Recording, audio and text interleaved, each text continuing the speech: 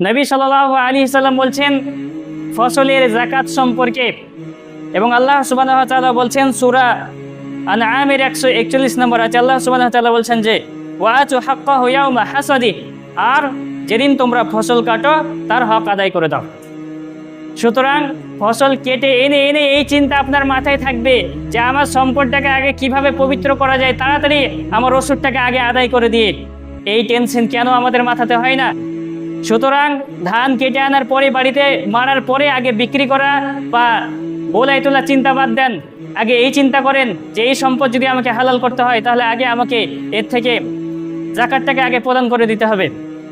তো নবী সাল্লাল্লাহু আলাইহি সাল্লাম বলছেন যে 5 ওশক যদি ধান গম এই ফসলগুলো হয় তাহলে যাকাত প্রদান করতে হবে ওর উপর। 1 ওশক সমান হচ্ছে 60 সা, 1 সা সমান প্রায় 2.5 থেকে 3 কিলো। সুতরাং আমাদের মন হিসেবে যদি আদায় করে থাকি আমরা, সেই সময়ের একটা হিসাব হচ্ছে ওশক। তো সেই অনুযায়ী যদি আমাদের 18 থেকে 20 মণ ধান হয়, বা ফসল হয়, এই ফসলের উপর আমাদেরকে যাকাত প্রদান করতে হবে।